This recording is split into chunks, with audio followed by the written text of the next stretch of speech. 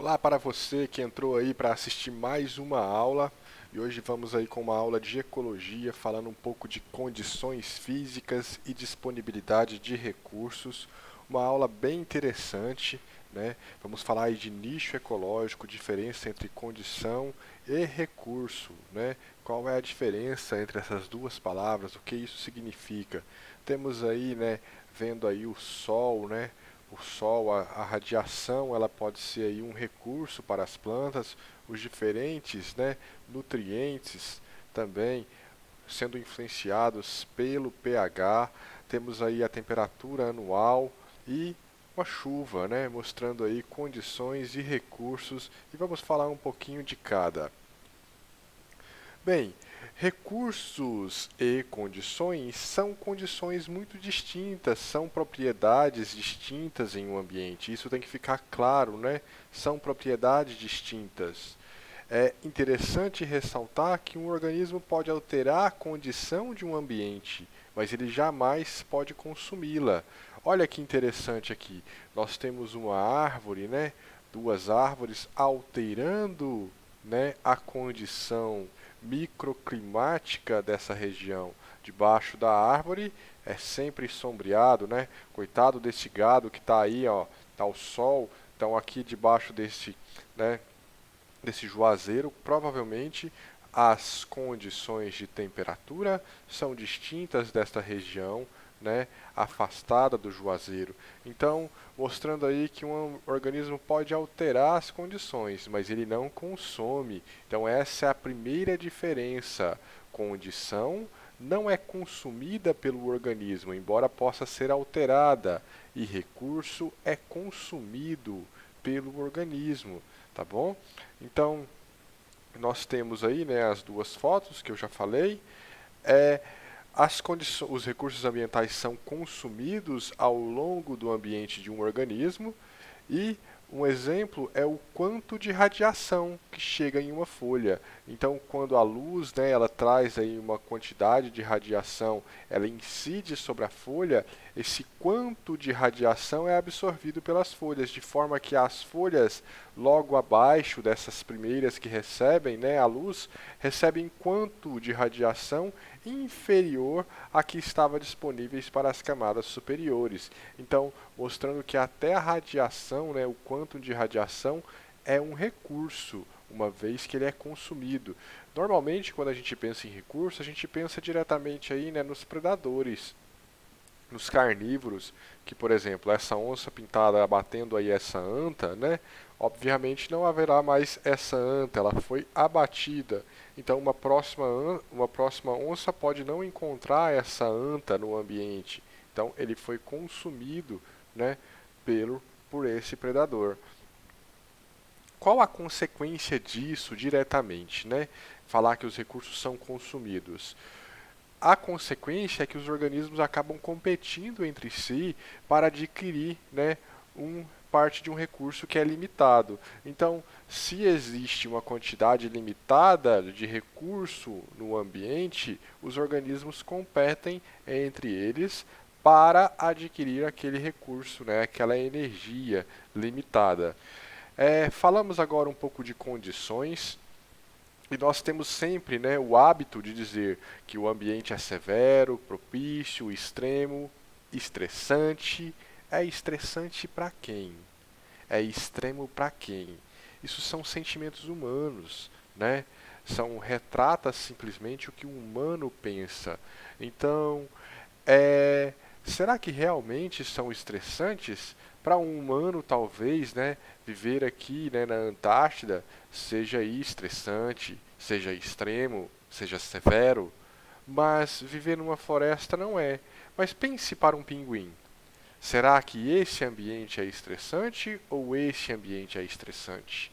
Por esse motivo, né, dentro da ecologia, evitamos esses adjetivos severo, propício, extrema, estressante. Quando nós utilizamos esses adjetivos, normalmente utilizamos eles sempre acompanhados de alguma medida de grandeza, né?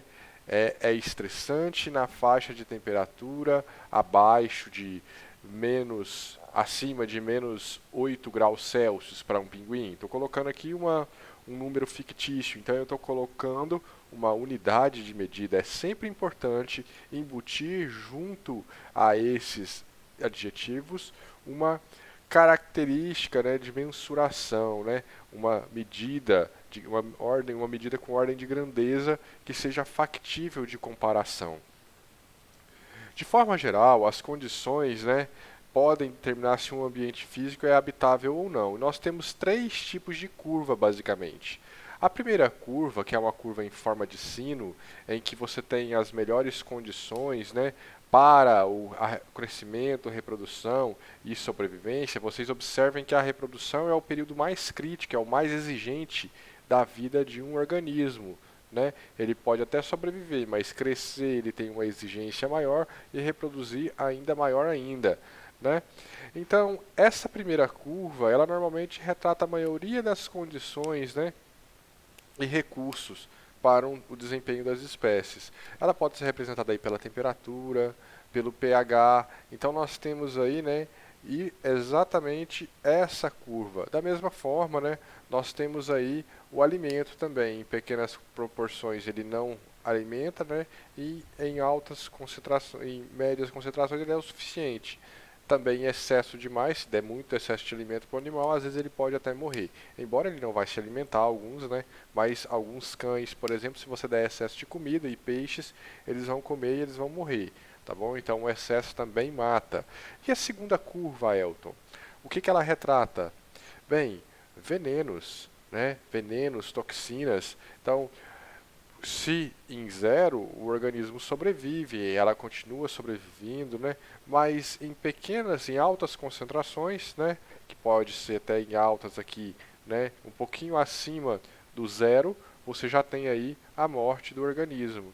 E a terceira curva? A terceira curva ela representa, né, os minerais, né, aqueles recursos ou condições, né, que o organismo necessita em pequenas quantidades, mas que em altas quantidades eles acabam se tornando tóxicos. Então aí nós temos os minerais, tá bom? Nessa última curva. Tá? Então nós temos três curvas distintas para, né, que representam aí o desempenho das espécies de acordo com a disponibilidade de um recurso, né, ou de acordo com a variação de uma condição. É interessante ressaltar que a cada 10 graus Celsius no aumento da temperatura, né, nós temos aí uma duplicação dos processos biológicos. Então, o processo biológico duplica à medida que eu aumento 10 graus na temperatura. Para os ecólogos, né, muitas vezes a atividade de uma célula não é tão importante, mas o desenvolvimento do organismo per si. Então nós temos aí, né, que o consumo de oxigênio ele aumenta à medida que eu aumento a temperatura. Então há um aumento do processo biológico, né, duplicam a cada 10 graus aproximadamente. Então de 5 para, né, 15, vocês veem aí uma duplicação, da mesma forma de que de 15 para 25. Então ele vai dobrando, tá bom? Os processos biológicos. Além disso, nós temos que há um aumento, tá, da taxa de crescimento. Então os organismos se desenvolvem mais rápido à medida que aumenta-se a temperatura. Então a taxa de desenvolvimento, todas as vezes que a gente usa a palavra taxa, vocês têm que lembrar que taxa está remetido ao tempo, tá bom? Taxa de crescimento, crescimento em, né, olha aí, ó, em micrômetros por dia, então tem tempo. Sempre remete por tempo. Todas as vezes que falar taxa, você lembra, é uma unidade de medida por tempo. Olha só, taxa de juros, né? É a taxa, é o juro ao longo de um período, pode ser por mês, pode ser por ano, pode ser por dia. Então, taxa sempre remete a tempo. É importante dizer isso, tá bom? E guardem isso para sempre para vocês aí. Olha só que bacana, ó. À medida que eu aumento a temperatura, né, a taxa de crescimento também aumenta. Nossa, Elton, então animais, né, e plantas que crescem em locais com uma temperatura mais alta crescem mais rápido? Exatamente. Mas eu disse aqui que eles crescem mais? Eu não disse isso. Eu disse que eles crescem mais rápido. Olha só que interessante. Embora a taxa de crescimento aumente, em outras palavras, ele cresce mais rápido, o tamanho final diminui. Como assim?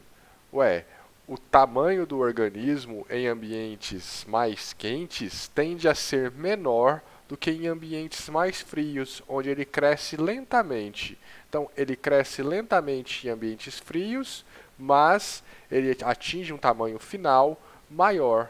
Né? A gente pode até fazer uma analogia e brincar, por que os europeus, né, os nórdicos, são mais altos do que as pessoas que vivem em países, né, equatoriais, de clima aí mais quente, tá bom? Eles crescem mais lentamente e por isso adquirem aí um tamanho maior. É a fisiologia falando mais alta, né, a fisiologia trabalhando em cima da temperatura. É interessante ressaltar que muitas vezes, né, a gente se esquece disso, tá? E a gente vai falar que exatamente que os extremos muitas vezes são mais importantes do que as temperaturas médias, tá bom? Temperaturas altas podem levar à inatividade da proteína, tá?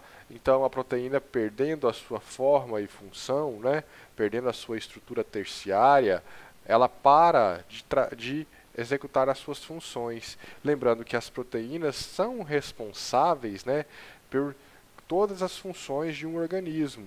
Então, sem proteína, é como se o organismo praticamente ele deixasse, ele entra, né, em um processo aí, muitas vezes quando a gente tem febre alta, a gente já chega a ter convulsões. Por quê? Porque a gente está perdendo as nossas capacidades, né, as nossas funções, todas as nossas funções vitais vão deixando de ocorrer graças à inatividade proteica. Além disso, a alta temperatura leva à desidratação, à perda da água aí necessária para, né, manutenção da vida.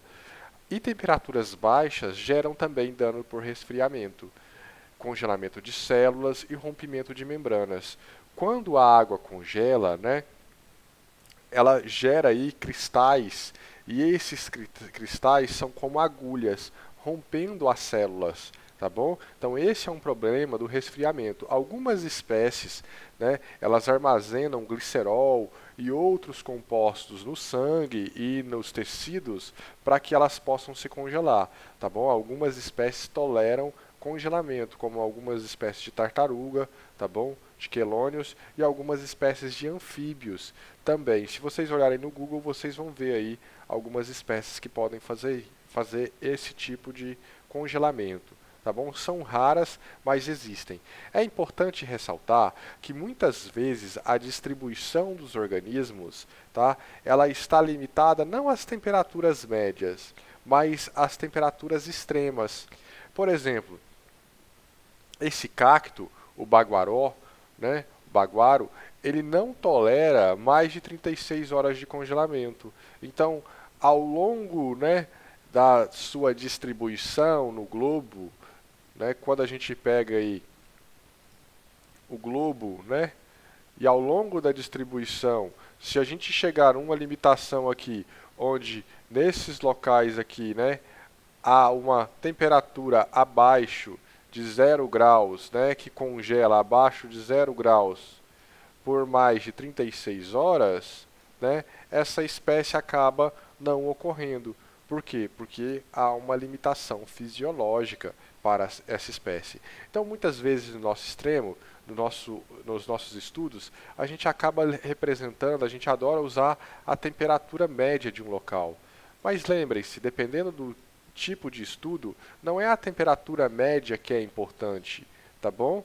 O que é importante mesmo, e de fato, é os extremos de temperatura. Então, lembrem-se, sempre levem isso em questão, tá? O que é mais importante para a minha espécie, para o meu estudo? É o extremo ou será que realmente as temperaturas médias representam aquilo que eu vou afirmar? Pensem nisso quando forem escrever, tá bom? Algumas condições, elas agem como estímulo. E olha que interessante, nós temos aí a borboleta, né, a Laciomata, e Lanciomata maera, que ela gera, né, o tempo de desenvolvimento larval varia conforme o comprimento do dia. O comprimento do dia nada mais é do que a quantidade de luz ao longo do dia. Dá uma paradinha aqui para beber uma água, tá bom, pessoal?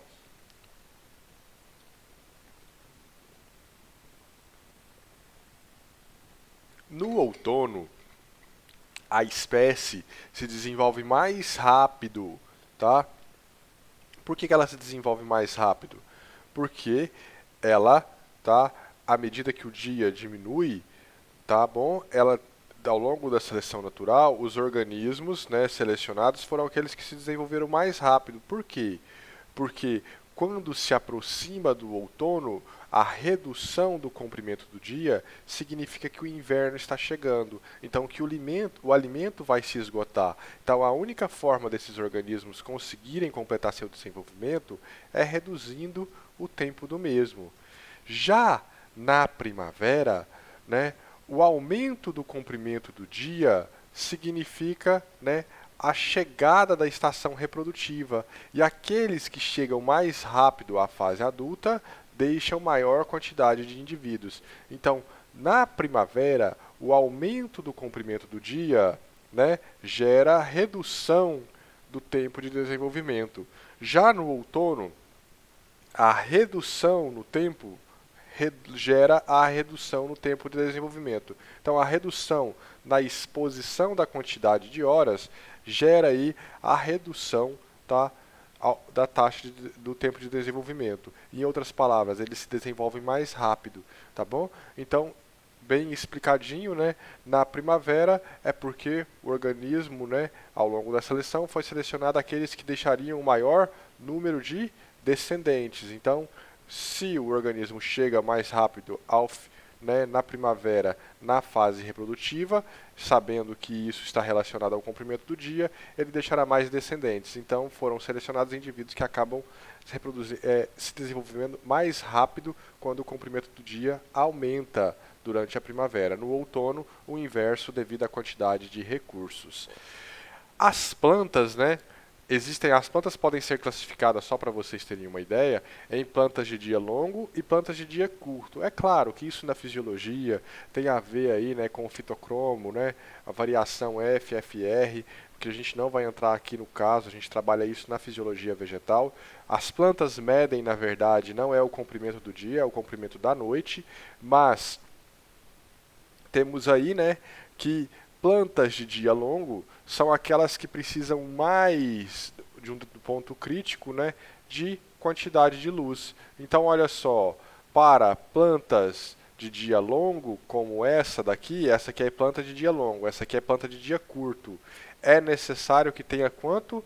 Mais de 12 horas de luz para ela florir. Olha só, menos de 12 horas, mas o que? Houve a quebra da noite. Como eu disse para vocês, elas medem, na verdade, é o tempo de noite. Então, quando houve a quebra, ela também floriu. Olha aí, de dia curto, plantas de dia curto, se tiver muita luz, não florem. Quando tem pouca luz, né? Quando o dia é curto, elas acabam florindo.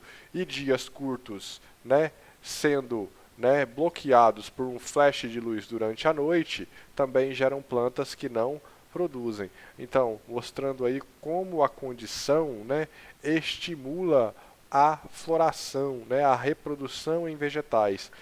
Ué, Ailton, e pra gente aqui?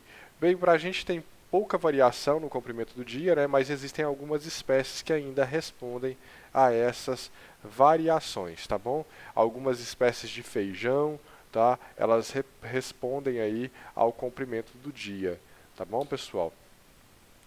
Bem, existe uma questão que chama aclimatização e aclimação, tá bom? Então, a tolerância de organismo a temperaturas altas ou baixas podem ser pré-condicionadas, tá? Pela temperatura, pela experiência do passado. Então, olha que bacana, né? Nesse experimento, mostrou aí que a tolerância ao ponto de superresfriamento em que o organismo morre varia, né? Ele acaba tolerando mais né, os pontinhos amarelos, são aqueles que foram expostos anteriormente a essas temperaturas.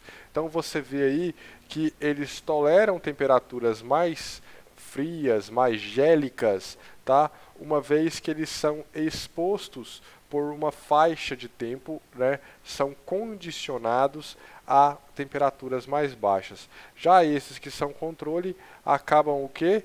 Tá? Acabam resfriando mais rápido e morrendo, não tolerando aí a certos graus de temperatura. De forma geral, isso também ocorre para plantas, tá bom? Não é só para a temperatura isso. Existe também, né? Olha só, nós temos aí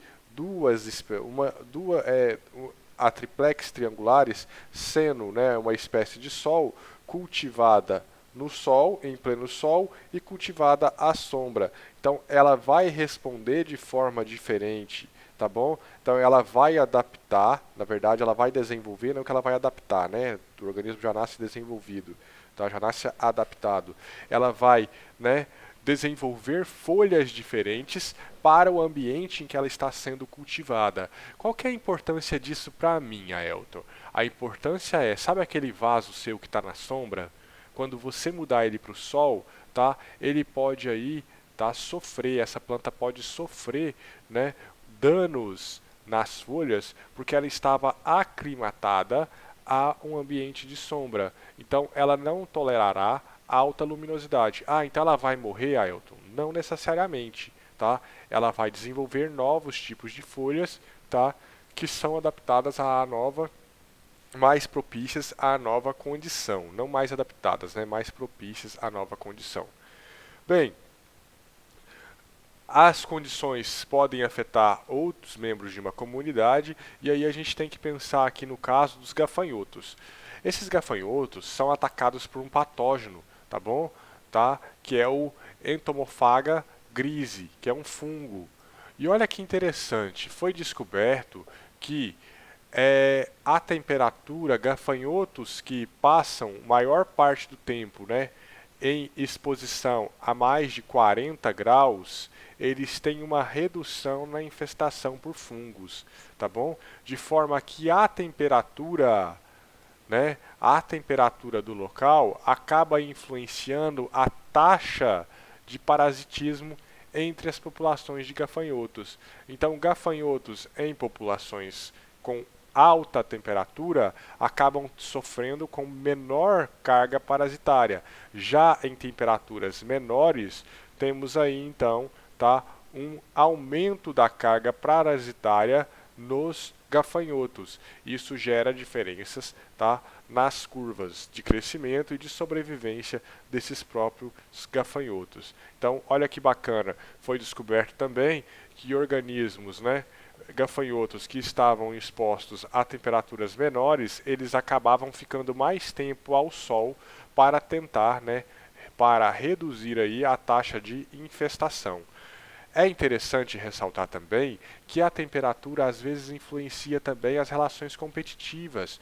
Olha que interessante, né? Nós temos aqui salvelinos, né? Salvelinus malma e salvelinus leucomaenes, né?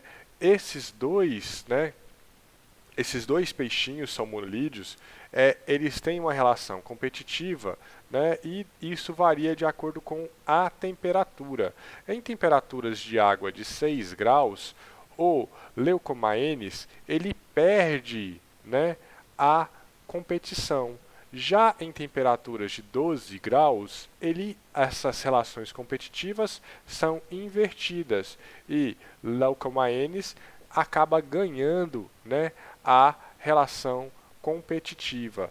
Como isso pode gerar essas influências? Bem, o comportamento da espécie pode variar conforme a temperatura, né? Pode ser que um parasito X ou Y infeste mais um do que o outro, a gente vai ver isso mais à frente, tá bom? Mas o mais interessante é entender que as condições podem afetar também as relações competitivas.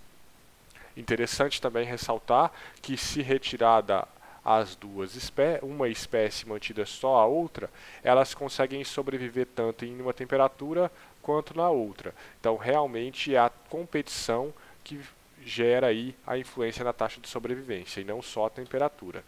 É interessante ressaltar também que as condições afetam também a disponibilidade de recursos. Para quem trabalha com solos, sabe que essencialmente nós temos aí uma baixa disponibilidade de recursos, né, como manganês e boro, em pHs, né, em torno de 7 a 8. Não é bom? Até o fósforo se torna pouco disponível. Da mesma forma, solos extremamente ácidos também têm baixa disponibilidade de recursos. Então, o ideal mesmo são solos aí, né, na faixa de pH de 4,5 até 6,5. Então, você tem aí uma disponibilidade de recursos maiores. Para quem plantas que dependem muito de fósforo, né, nós temos aí um pH em torno de 5,5, que também acaba disponibilizando nitrogênio, fósforo e potássio, que são elementos essenciais para o crescimento vegetal. Então, olha que bacana, né? De forma geral, nós temos aí o pH influenciando a disponibilidade do recurso. É interessante também ressaltar, tá, a influência da temperatura dos meses de janeiro, dos meses do começo do ano, no desenvolvimento vegetal, na fenologia, né?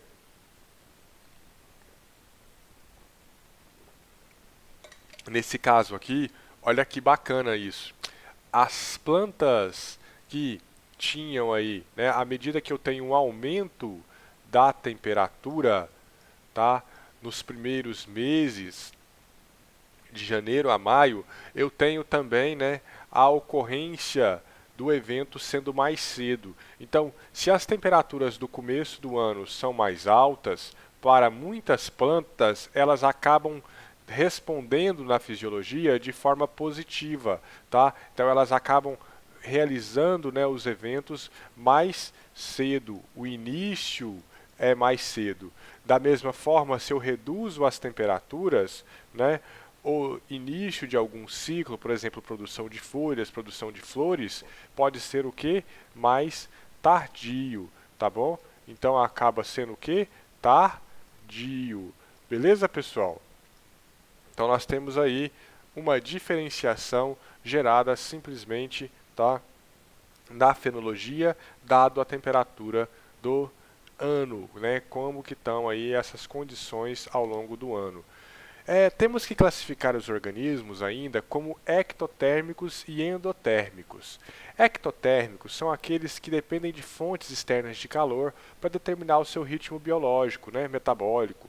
Então, vamos dar um exemplo aí, aquele calango de parede que tem aí na sua casa, se você for chegar perto dele no começo da manhã, ele assim que ele te vê, ele vai correr, porque ele está frio ainda, né, ele passou a noite, né, ainda escondido, e aí a temperatura caiu. Uma vez que o calango é um animal ectotérmico, né, esse lagarto de parede, então ele acaba fugindo de você assim que ele te vê, porque o corpo dele ainda está frio. Então ele não consegue ainda, né, ter uma resposta rápida. Então, a fim de evitar a predação, ele acaba então fugindo o mais cedo possível. Já se você chegar aí lá por volta do meio-dia, 1 hora da tarde, quando ele já está quente, na temperatura ótima dele, ele vai deixar você chegar pertinho, porque ele tem a confiança de que ele vai conseguir fugir, tá? Mesmo, tá, você chegando perto, porque o músculo dele, a atividade, o ritmo de metabolismo dele está elevado, uma vez que a temperatura está alta. Nós somos endotérmicos, assim como as aves, e regulamos a nossa temperatura corporal, produzindo calor dentro de uma faixa de temperatura. Normalmente nós trabalhamos aí com um ótimo de 36 até 37 graus, né? Então nossa temperatura varia muito pouco, né? Já quando você pega um lagarto, ele varia ao longo do dia. É claro, pessoal, que essa distinção entre ser capaz de produzir a própria temperatura, né, ser capaz de controlar a sua própria temperatura não é tão assim absoluta, né? Nós temos aí que alguns insetos que são ectotérmicos também, eles vibram os músculos para produzir calor. Durante o inverno, muitas abelhas em climas, né, em climas gélicos, né, onde ocorrem aí geadas, elas se agrupam e vibram a musculatura para proteger a colmeia, de forma que elas aquecem pro corpo delas e de toda a colmeia, dado a vibração muscular. Então a vibração dos músculos, tá bom? Faz aí o gerar aí calor. Algumas plantas também podem produzir calor, peixes, anfíbios, tá? Podem produzir calor através de reações metabólicas, tá bom? Além da vibração do próprio músculo para os animais. E os hibernantes, pessoal, são animais que reduzem a sua temperatura durante o período de inverno. Nós temos aí o esquilo, né? O esquilo do solo europeu, que olha que bacana. Em meados de outubro, mais ou menos, né, ele começa aí a hibernar.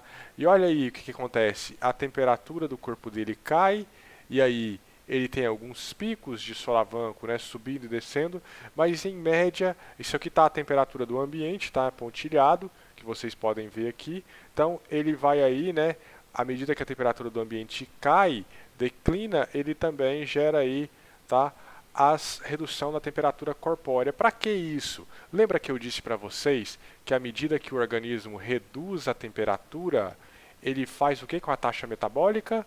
Reduz a taxa metabólica. Uma vez que a redução da temperatura do corpo gera redução do metabolismo, isso gera economia de quem?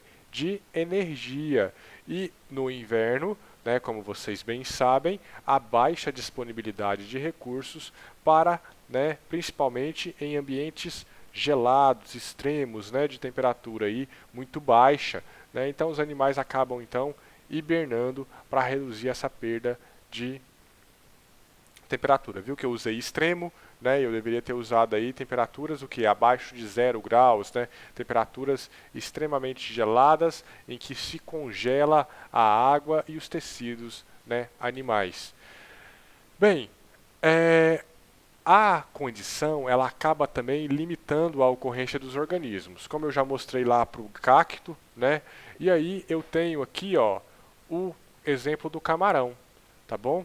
Nós temos aí a salinidade limitando a ocorrência de P. vulgaris, né, Palaemonetes, tá, Pujo e vulgaris, sendo limitado pela salinidade. Nós temos aí que acima de 4,5 mais ou menos, né, de salinidade, né, em partes por milhão, nós temos aí que P. vulgaris deixa de ser, né, ocupar aí tem um padrão aí de metabolismo mais baixo, né? O metabolismo dele cai muito, na verdade o gasto dele para se manter é muito alto, acabando então que a espécie reduza o seu fitness. Então a condição pode afetar, né, a ocorrência de organismos. Como assim, Ailton? Além dela poder limitar, como no caso do cacto lá, levar ele a óbito, às vezes, né, existe um custo de energia muito alto para sobreviver naquela condição física, tá bom? E nessa condição física, como o gasto metabólico é alto, acaba então, né, não sobrepujando aí os ganhos e aí a espécie pode sumir daquela região dada aquela condição. Além disso, muitas espécies respondem aí sazonalmente, tá bom, às mudanças climáticas. Nós temos aí uma lebre durante o verão e durante o inverno, tá bom? Uma coloração críptica, né, para, né, se esconder, para se camuflar. Durante o inverno, as lebres trocam a pelagem e ficam na coloração branca, enquanto durante o verão eles ficam na cor marrom. Imagina uma lebre marrom na neve. Qualquer predador vai conseguir avistá-la, né? Da mesma forma, nós temos aí a espessura da pele dos animais variando, né, de acordo com o inverno e o verão. Nós temos que isso protege, né, os animais, né, gerando aí uma insolação para que os animais aí, então não percam tanto calor durante, tá, o inverno. Então nós temos, né, uma variação ao longo do ano, verão e inverno, na espessura da pele, tá bom? E na insolação do animal, pelos mais espessos durante o inverno e pelos mais finos durante, né, camadas de pelo mais finas durante o verão. Para o quê? Para garantir uma insolação, né, média, boa, suficiente para a sobrevivência dos animais. Além disso, a radiação também limita, né, algumas espécies. Nós temos que ervas de sombra não vão ocorrer aí em locais com alta intensidade de radiação, uma vez que isso pode limitar a sua ocorrência. Nós temos isso gera uma diferença também, né? Não existe também uma diferença quanto ao metabolismo das plantas. Plantas C3 e C4 têm exigências de radiação diferente, assim como nós temos também as plantas CAN. Nós vamos falar um pouquinho disso, né? E vamos falar um pouco de fotoinibição. Como eu já disse anteriormente para vocês, você pode ter um vasinho aí, né, da sua plantinha sendo cultivada, né, na sombra. E se você levar ele, né, lá, esse mesmo vasinho for levado para o pleno sol, pode ser, né, que essa planta sua sofra fotoinibição, né? As proteínas que fazem, né, que capturam a luz aí, né, e o processo fotossintético serão inibidas dado o aumento, né, da sobrecarga por entrada de quantos de luz. Então, você vai ter aí uma limitação. De forma que quase todas as espécies nós temos essa curva aqui em forma de platô, né? Elas chegam a um ponto em que elas saturam de luz. Uma vez que ela satura de luz, não adianta fornecer mais luz para ela. Ela simplesmente vai continuar fazendo essa taxa de fotossíntese. Ah, então ela limita. Então eu posso ofertar mais que ela vai conseguir limitar. Nem sempre, às vezes ela sofre fotoinibição. Bem, é interessante ressaltar, né, que a radiação ao longo do ano varia conforme a região do globo que a gente está, né? Nós temos aí, né, que a distribuição de radiação solar ao longo do globo ela é diferente, né? Nós temos, por exemplo, uma floresta equatorial em que nós temos aí o pico de luz mais ou menos em janeiro, né, em junho, julho, desculpe, né? Nós temos aí no meio do ano, né, a radiação, um pico de radiação. Já em florestas equatoriais, florestas tropicais, nós temos aí que a radiação varia muito pouco ao longo do ano. O que isso gera, né? Essa disponibilidade de recurso, no caso aqui a radiação é um recurso, né, que é o quanto de luz, quanto está chegando de luz. Isso gera estações de crescimento ao longo do ano. Então nós temos plantas que crescem aqui o ano todo, e nós temos plantas que crescem particularmente nessa região aqui, mais ou menos no meio do ano. E isso gera o que? Isso gera os famosos anéis de crescimento. Quando você corta um tronco, você vê aí anéis de crescimento, que não são nada mais que aqueles risquinhos que você vê na madeira. Então, quanto mais uma madeira sofre, né, uma planta sofre aí com essas estações de crescimento, mais ela vai apresentar sinais nítidos aí de anéis de crescimento. As plantas da caatinga apresentam nitidamente esses anéis de crescimento, de forma que eu consigo contabilizar quantos anos aquela planta tem. É bem interessante isso.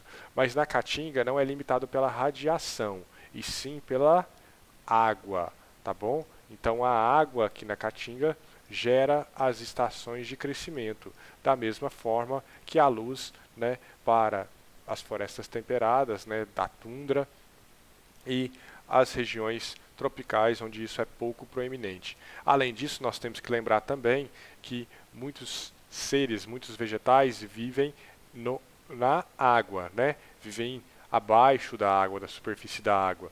E aí nós temos que, então, a profundidade, aumento da profundidade, reduz aí a irradiância. Em outras palavras, vai limitar também a ocorrência de vegetais, né, em zonas profundas, uma vez que a água limita a penetrância aí da radiação. Então, plantas não vão ocorrer também em profundidades muito grandes.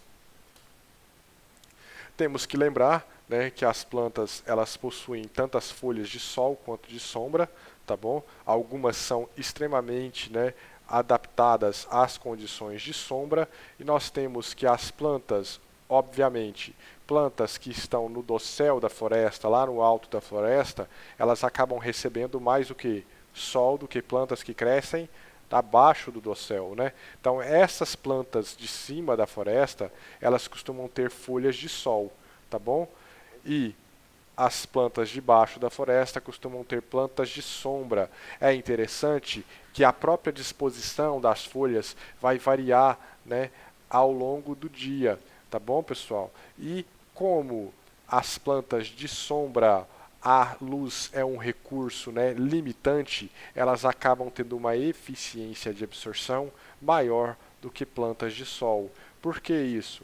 A radiação solar é um recurso limitante para essas plantas, então elas têm que absorver ao máximo. Já para uma planta de sol, em que o sol está pleno, elas não têm essa alta eficiência. Lembrando que as plantas também, né, elas acabam aí tendo uma arquitetura, a disposição das folhas no ramo de uma planta, elas também são feitas de forma a otimizar, tá bom, a sua absorção de luz. Então, bem interessante isso aí do ponto de vista de eficiência do uso de luz.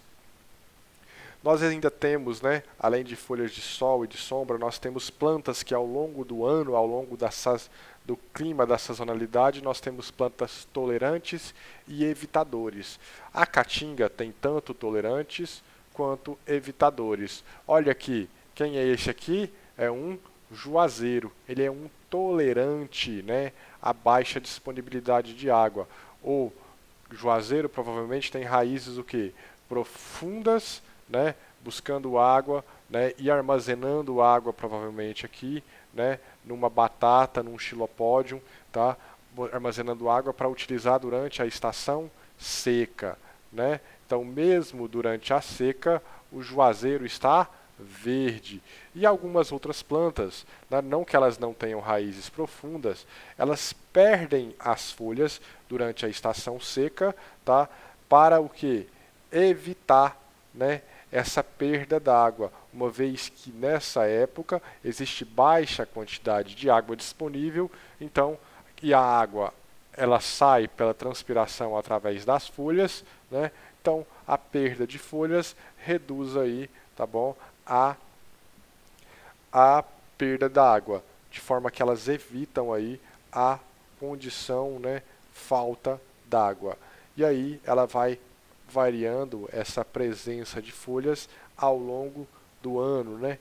Claro, essas folhas quando surgem nessa planta na estação chuvosa, elas têm uma eficiência muito alta. E aí essa planta cresce, né? Ela absorve muita energia, armazena energia para que ela fique em estado, digamos, dormente, né, durante a estação seca. Tá bom, pessoal? Então nós temos aí 3 rotas de metabolismo, essas plantas respondem, né, e essas plantas C3, C4 e CAN, as C4 elas surgiram, né, em resposta, né, a uma redução do CO2 da atmosfera. Então isso já está, né, mostrado em alguns artigos que houve uma redução do CO2 da atmosfera ao longo dos períodos, né, geológicos da Terra, de forma que a redução, né, do CO2 atmosférico, quantidades menores de CO2 atmosférico, favorecem plantas C4.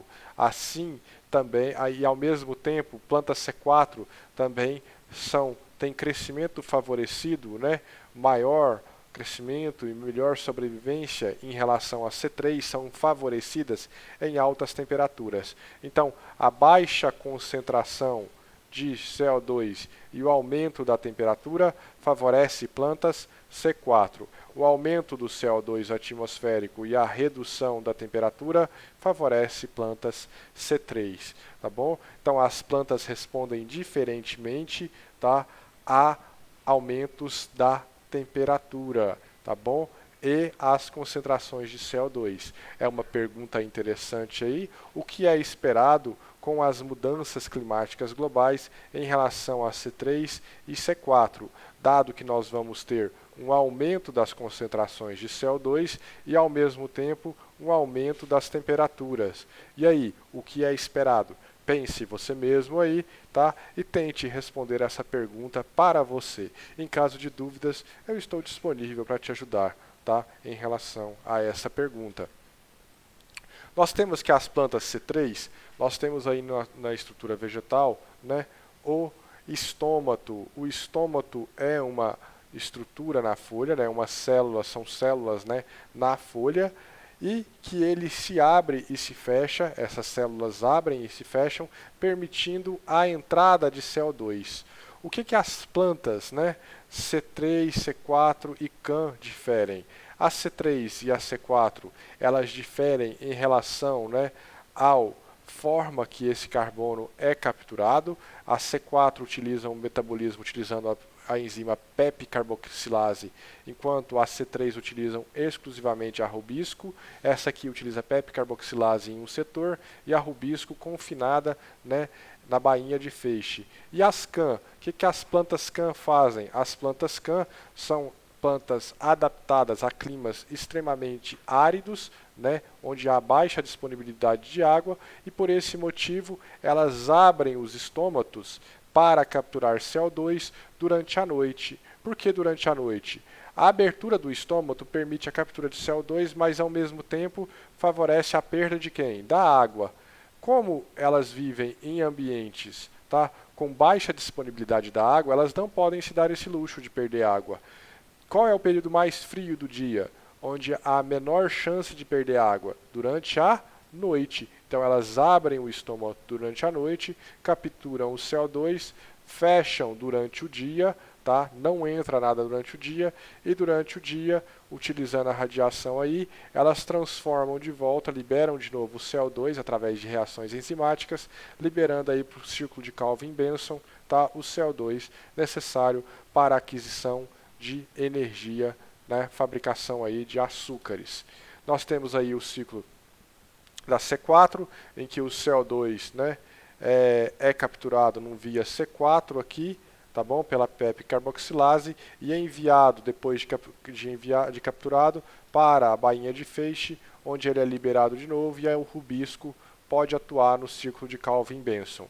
Já nas plantas C3, isso ocorre, né, ao mesmo tempo, e, né, na verdade, nas plantas CAN, né, ocorre da mesma forma, só que durante a noite, tá bom? Então, durante a noite, ela captura o CO2 por uma via C4 também e joga esse mesmo CO2 durante o dia no ciclo de Calvin-Benson, tá bom? Então, há uma separação na C4, uma separação espacial entre o ciclo C4 e C3, o ciclo de Calvin, e nas plantas CAN, há uma separação temporal entre a via C4 e o ciclo de Calvin-Benson. E na planta C4, então, há uma separação espacial, enquanto nessa aqui há uma separação temporal nas plantas CAN.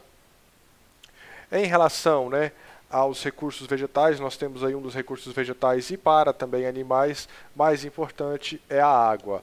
Sabemos que a água, né, solos diferentes retêm quantidades diferentes de água. Quanto mais argiloso o solo, maior a retenção de água, dado, né, que as partículas estão mais próximas uma da outra, dado a teoria da coesão-tensão, nós temos aí, né, que as moléculas de água elas vão se aderir mais facilmente a essas partículas de argila que são menores, né, maior área de contato, né, então ela vai acabar aí então ficando, né, a adsorção ocorre maior nos solos argilosos do que em solos arenosos, de forma que ele retém mais água.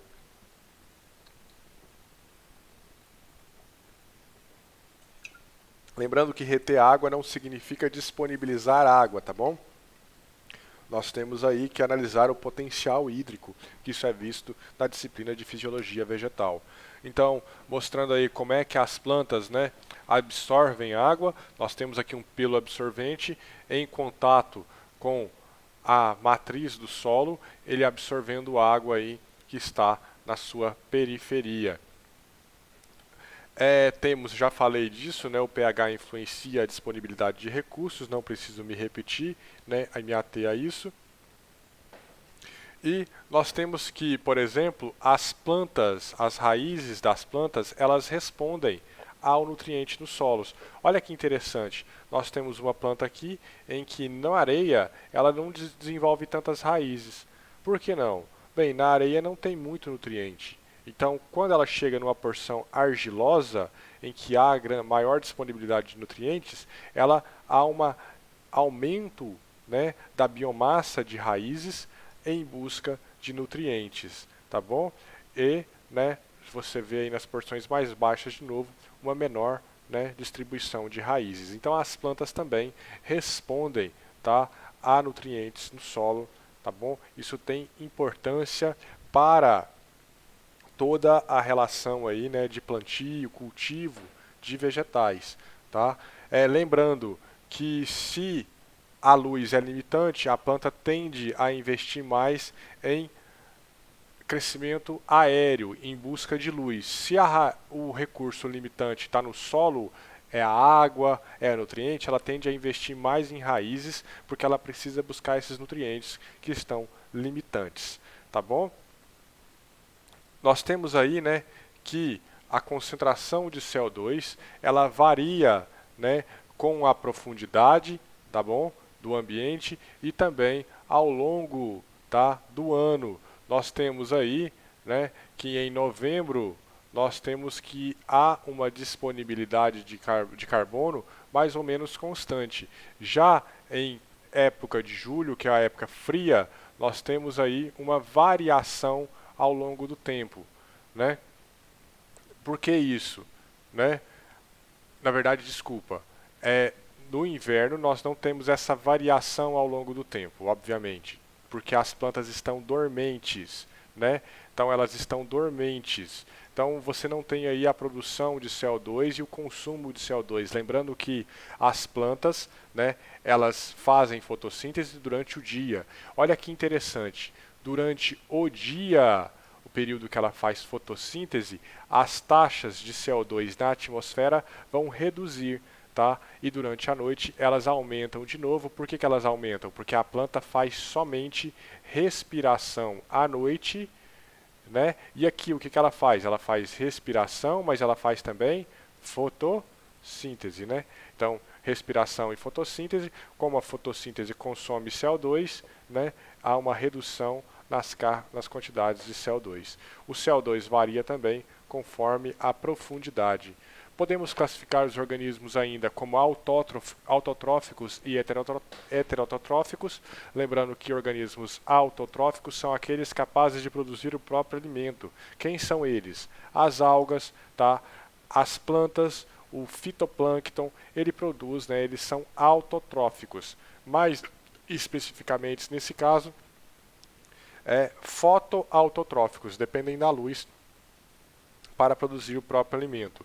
E os heterotróficos? Temos aí os cogumelos que estão heterotróficos. O cogumelo ele está se alimentando de uma matéria, né, em decomposição, ele está decompondo algum material. Temos aí os carnívoros, no caso do lobo-guará, ele não é um carnívoro, né, ele é um onívoro, ele se alimenta de vegetais também. E temos aí, né, os jabutis também, que são outro onívoro, né, mas eles dependem de fonte, eles não produzem sua própria fonte de alimento, e eles precisam então o quê? Se alimentar de alguma coisa para sobreviver. As plantas precisam de quê? CO2 e luz. Com CO2 e luz, né, eles conseguem produzir o próprio alimento. Tem até uma piadinha que diz que, na verdade, a gente acha que a gente está cultivando os vegetais, mas os vegetais, na verdade, estão cultivando a gente, porque eles produzem o oxigênio, nós crescemos utilizando o oxigênio e depois morremos, e quando morremos, né, as bactérias digerem aí, né, os seres decompositores voltam o que a gente tinha adquirido e isso volta para a planta no final das contas. É só uma brincadeirinha, tá, pessoal? Bem, além disso, os animais, né, podem ser classificados não só quanto, né, os heterotróficos podem ser classificados quanto decompositores, parasitos, predadores e pastejadores. Existe diferença entre cada um? Sim. Os decompositores, eles se alimentam de matéria morta, tá? Então eles vão decompor a matéria morta. Os parasitos, como essa vespa aqui, tá? Normalmente tem um único hospedeiro, né, ao longo da vida, e esse hospedeiro acaba morrendo depois que ela coloca e né, os ovos desse hospedeiro, acaba os filhotes se desenvolvendo lá dentro, consumindo o tecido inteiro desse animal.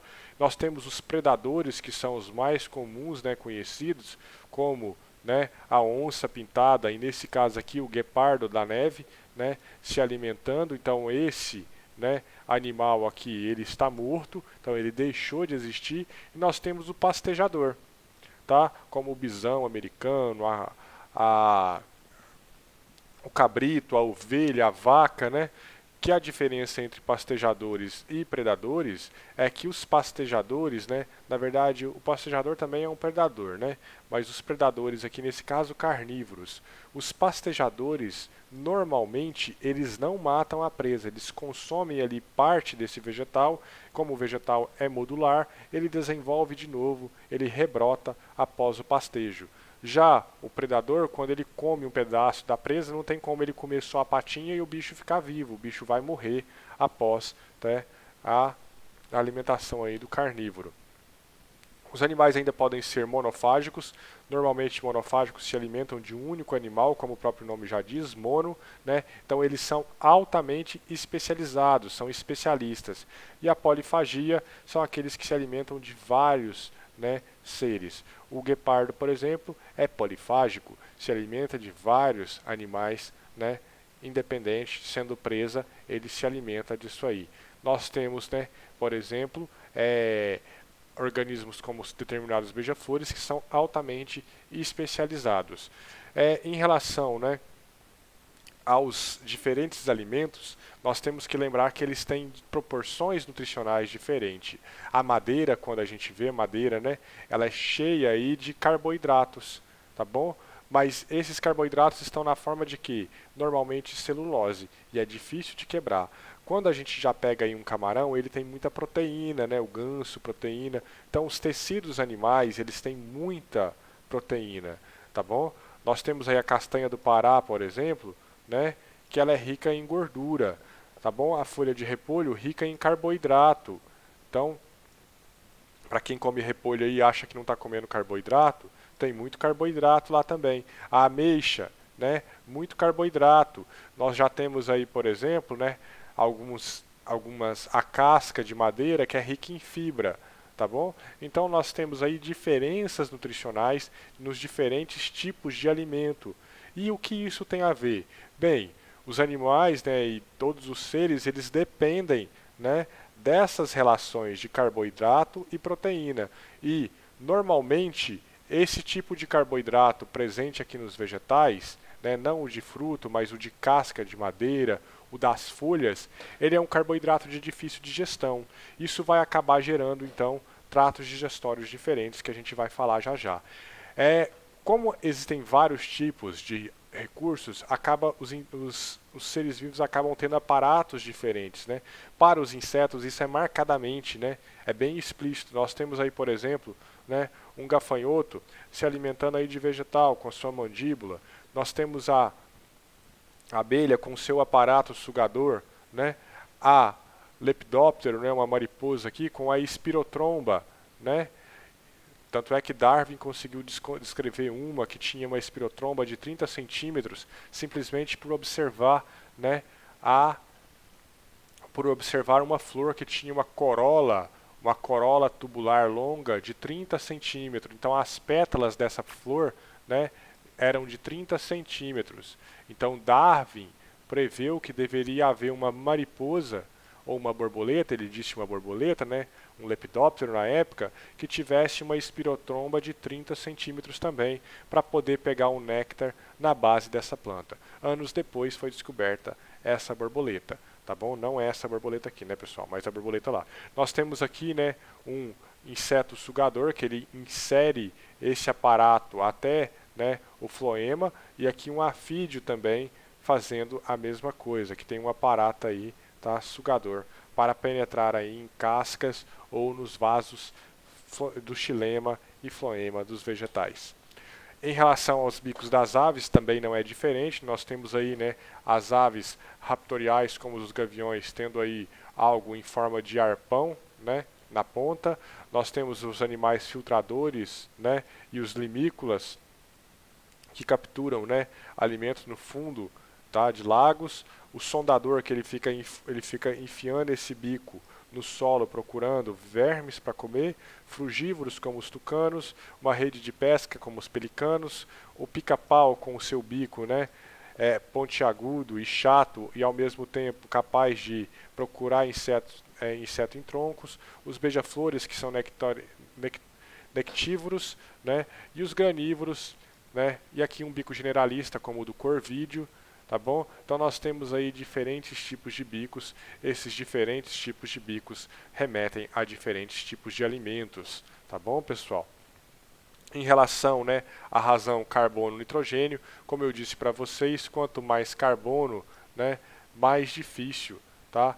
É a quebra, por exemplo, de celulose. De forma que nós temos aí, como o inseto tem muita proteína, nós temos aí um trato intestinal menor, né? E olha aí, em relação ao carnívoro também, menor, os dois menores estão aqui.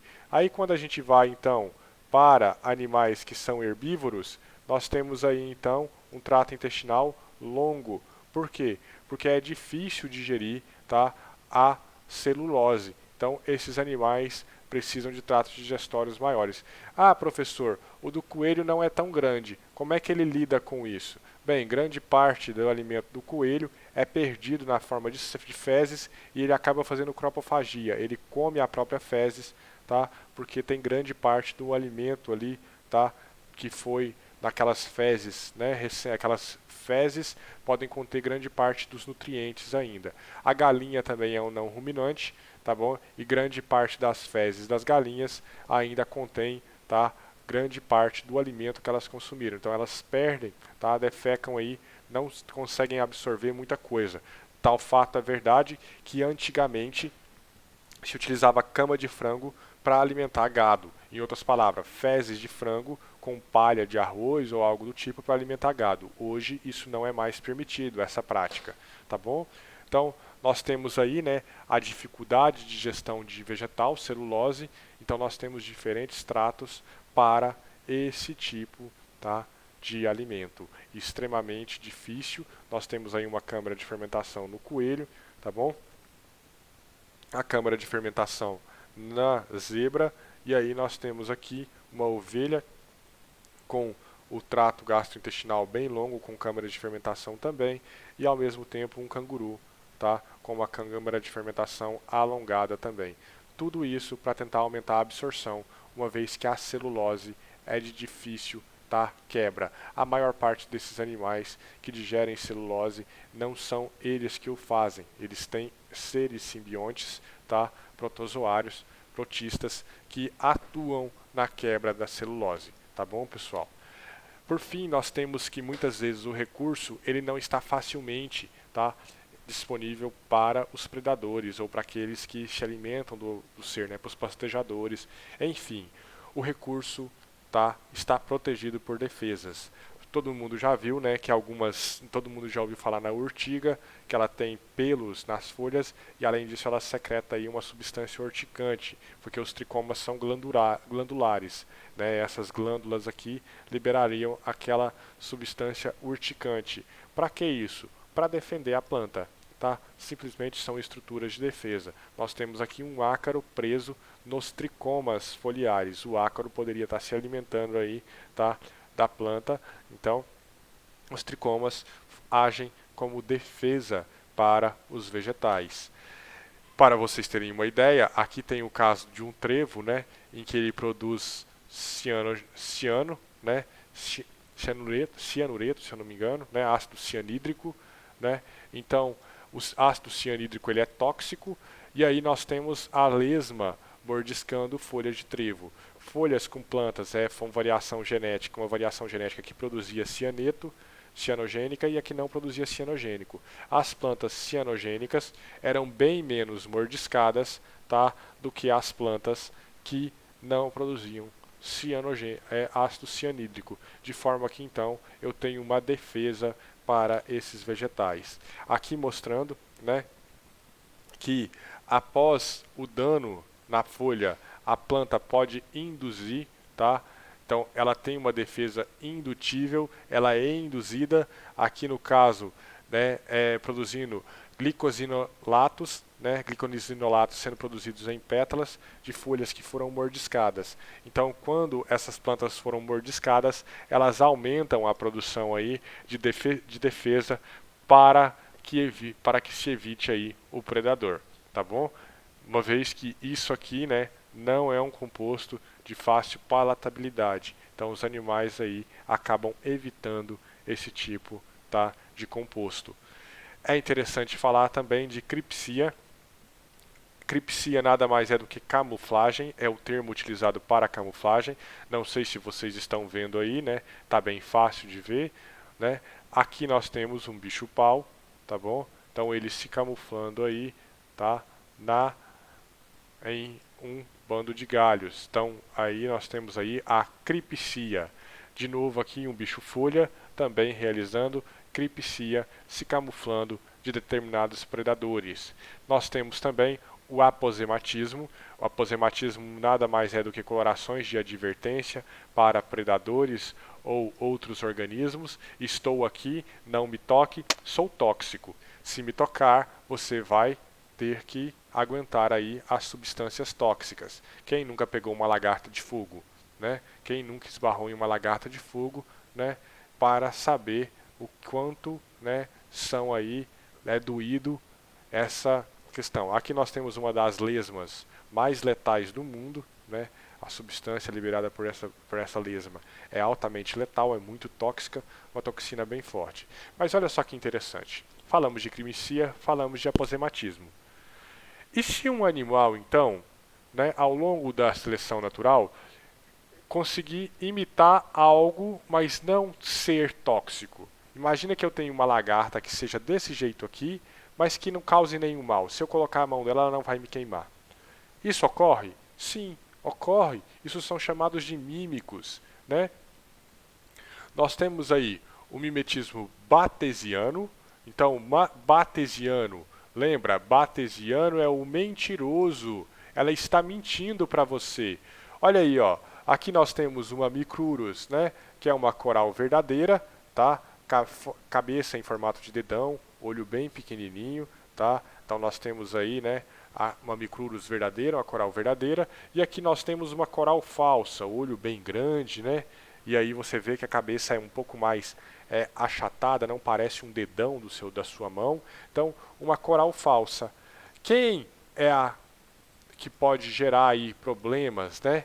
Essa aqui. E essa aqui está fazendo o quê?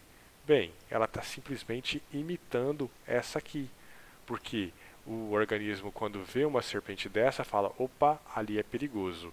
E essa aqui, então, fala, se eu conseguir imitar ela, eu vou ser menos predado. É claro que ela não fala, tá, pessoal? É uma expressão, tá? Eu tenho que tomar mais cuidado com isso, eu acabo utilizando como se os animais pensassem. Desculpe, mas na realidade não há um pensamento, foi ao longo da seleção natural, elas acabaram sendo selecionadas. Mas o mimetismo batesiano, nós temos aí que um organismo imita o outro, mas não necessariamente ele causa problemas. Já no mulleriano, todas as espécies são similares entre si, né? Aqui tem os mímicos, né? Os pares de mímicos, e esses pares de mímicos, tá? Eles são ambos não palatáveis. Então, todos eles têm toxinas, né? Por que isso? Bem, há uma vantagem nisso, né? O predador é sempre lembrado que, opa, se vê algo desse tipo aqui, significa que não é palatável, desse jeito também. Então, a seleção natural favoreceu esse tipo de coisa. Olha que interessante, ó, nós temos aqui, ó, o mímico batesiano, nós temos a vespa, né? Que ela tem como mímico mulleriano a abelha, sinais preto e amarelo, preto e amarelo, preto e amarelo. E nós temos aí, né, não sei se vocês já viram aquele mosquitinho que fica voando, que você coloca a pontinha do dedo e ele pousa, ele é pretinho e amarelo, ele lembra uma abelhinha, mas ele não é uma abelha, ele não causa mal nenhum, tá bom? Então, ele está simplesmente se beneficiando das cores, tá, da espécie mímica. Então ele está fazendo um mimetismo batesiano, enquanto esse aqui está fazendo um mimetismo mulleriano. Beleza? Olha que interessante aqui, ó. Em azul são não palatáveis, em verde também não palatáveis. Então essa aqui é não palatável, essa é não palatável, essa é não palatável, né? Essa, só olhando por aqui, tá, pessoal? Essa, tá? Essa, 1, 2, 3, 4, essa, 1, 2, 3, 4, também é não palatável, essa aqui é não palatável e tá certo, só essas aí não são palatáveis. Essas em vermelho, né, que essa e essa são altamente palatáveis, tá? Essa aqui também é não palatável. Então, olha só que bacana. Por que imitar uma outra? Uma vez que imita uma outra, essa borboleta aqui que é palatável se parece com essa que não é palatável. Ela acaba se beneficiando. Porque um predador que teve contato com essa borboleta não vai querer comer essa aqui. Né? Então aqui nós temos um mímico batesiano. E aqui ó, nós temos, ó, olha aqui, ó, mímico muleriano, mímico muleriano, mímico muleriano, mímico batesiano, mímico batesiano, porque essa aqui é palatável, né? É bem interessante esse caso aqui, tá, dos lepidópteros, das borboletas. Então, mostrando aí o que é o mimetismo na prática. Temos também proteções, né, como o porco-espinho. Para quem nunca pegou um porco-espinho, se você tiver de pegar, lembra de pegar sempre na ponta da cauda. A ponta da cauda não tem pelos, tá? Mas ele sempre, quando ele está se protegendo, ele coloca a cauda por baixo dele, tá bom? Porque ele sabe que, na verdade, né, ao longo da seleção, né, o animal, né, que ele aprendeu que ele tem que esconder essa cauda, tá bom? E aí nós temos o pangolim, né? Eu gosto de mostrar o pangolim, principalmente nessa época de Covid. O pangolim parece um tatu. Olha essas escamas aqui, né? Essas escamas aqui são rígidas. É uma proteção que esse animal tem, tá bom? Para aí o predador não conseguir comê-lo. Por fim, nós temos que os predadores podem, né, competir por exploração. Em outras palavras, né, um pode interagir com o outro, mas indiretamente. Vamos dar um exemplo, né? Um animal pode comer, né? Um animal pode estar comendo aí a carniça, né? Um abutre, e pode chegar uma outra espécie de abutre e, né? Na verdade, aquela ali é a direta. Um animal pode estar se alimentar de um alimento específico, mas um outro animal também se alimenta daquele recurso específico. Eles não brigam por aquilo, mas um reduz o recurso do outro. Diretamente falando, com a competição por interferência direta, né, aqui é por exploração, tá? Eles competem, mas não interagem entre si. No caso, eles deprimem o recurso aqui de um alimento, tá bom? E aí eles acabam reduzindo indiretamente o recurso de outro. Já nesse caso aqui, tá? O animal está lá comendo, e aí chega um outro e briga com ele e retira ele do local. Então é uma competição por interferência.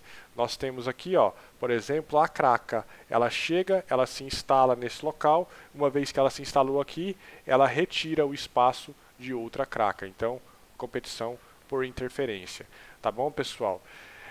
Qualquer tipo de competição, tá, intraespecífica entre indivíduos da mesma espécie, tá, elas reduzem a entrada de recursos para os indivíduos. Então, você tem aí uma redução na taxa de entrada, né, de recurso por indivíduo, e essa redução, tá bom, influencia nos processos vitais de todos os competidores. Independente do competidor ser superior ou não, quando em competição, a sua sobrevivência, crescimento e reprodução normalmente diminui, nem que seja pouquinho. Uma vez que isso diminui por quê? Porque o armazenamento de energia é reduzido, tá bom? E normalmente os efeitos competitivos aumentam à medida que eu aumento a densidade.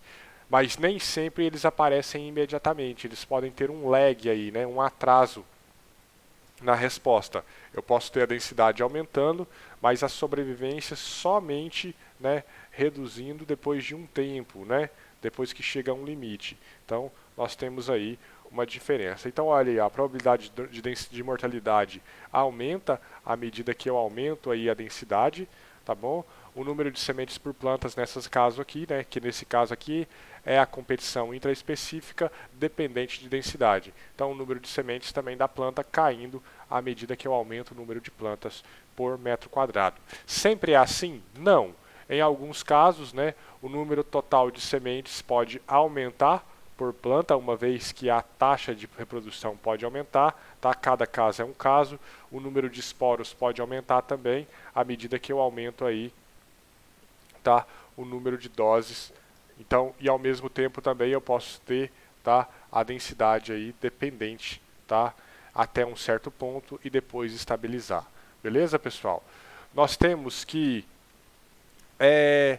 o termo de nicho ecológico, que é o termo mais importante, nós já estamos finalizando a aula, né? Vocês já percebam que eu já estou começando a também ficar cansado, você já deve estar cansado aí também. Peço desculpas pela aula longa, é uma aula extremamente importante. Então eu peço que você assista toda, tá bom? O termo nicho, ele é muito mal empregado, tá bom? E é um dos conceitos mais importantes em ecologia, tá bom? Então, fica aí, ó, guarde no seu coração esse conceito. Ele é mal empregado e confuso e confundido. Ele é usado para descrever o local, o tipo de local em que o organismo vive, tá? Erroneamente, ele é utilizado para descrever o tipo de lugar. Por exemplo, a caatinga é o nicho do juazeiro, tá? Não, a caatinga não é o nicho do juazeiro, é o habitat do juazeiro, tá bom? E não o nicho. O nicho não é um local, mas uma ideia, é um conceito.